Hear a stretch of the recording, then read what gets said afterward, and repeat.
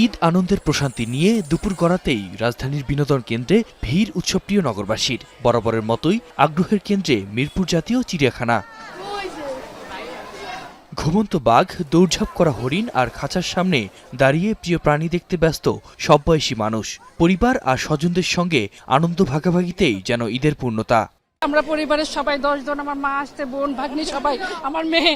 আমি এত বেশি খুশি, আমি কি বলবো, ভাষা প্রকাশ করতে পারতেছি। হরিণ দেখছি, বানর দেখছি, সজারু। আমি মসজিদে নামাজ পড়ছি, তারপরে বাড়িতে আসছি, খাওয়া দাওয়া করছি, তারপরে এখানে ঘুরতে আসছি। বাচ্চারা খুব আনন্দ পাচ্ছে। ছুটির সময় গ্রাম থেকে ঢাকায় এসেছি ঘুরতে। ঢাকা একটু ফ্রি এখন। ধানমন্ডি লেক পার্ক, হাতির ঝিল কিংবা উন্মুক্ত পার্ক, প্রিয়জনের সঙ্গে আড্ডা আর একটু স্বস্তির খোঁজে নগর জুড়ে মানুষের ঢল। আমার দুইজন থাকে কানাডাতে, ওরা থাকে জাপানে। হ্যাঁ, ওরা প্রত্যেক বছর ঢাকায় আসে, ঈদ করে এবং এরকম ঘুরে বেড়ায়, জাস্ট বাংলাদেশের এনভায়রনমেন্টের সাথে পরিচয় হওয়ার জন্য। সবার সাথে আমরা আনন্দ ভাগাভাগি করে নেওয়ার জন্য আজকে এখানে আসা। মুক্ত আকাশের পাশাপাশি প্রেক্ষাগৃহেও দর্শকের ভিড়। ঈদের সিনেমা দেখতে আগ্রহ নিয়ে হলে দর্শক। রেদওয়ান রনির দম, রায়হান রাফির প্রেসার কুকার আর তানিম নূরের বনলতা এক্সপ্রেস আর রাক্ষসকে ঘিরে ছিল বাড়তি কৌতূহল।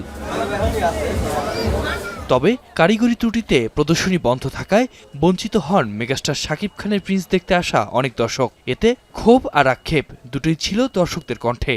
কষ্ট করে সে মালিবাগ থেকে আসছে জাস্ট প্রিন্স দেখার জন্য, টিকিট কাটার জন্য, বাট এখানেও প্রিন্স এখনো আসে নাই আর কি। ওয়েবসাইটে আমরা 2 দিন আগে থেকে ট্রাই করছিলাম, কিন্তু ওয়েবসাইট বারবার ব্লক, ওয়েবসাইটে কোনোভাবে ঢুকাই যায় না। বাংলাদেশি ছায়াছবিতে আমরা আসলে এই নতুন ধারায় দেখতে পারি না। এই ধারাটা আসলে আমরা উপভোগ করতে আসছি।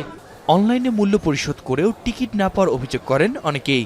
অনলাইনে নারায়ণগঞ্জ থেকে টিকিট কেটে আসছে, এখানে টিকিট নাই, টিকিট দিচ্ছে না।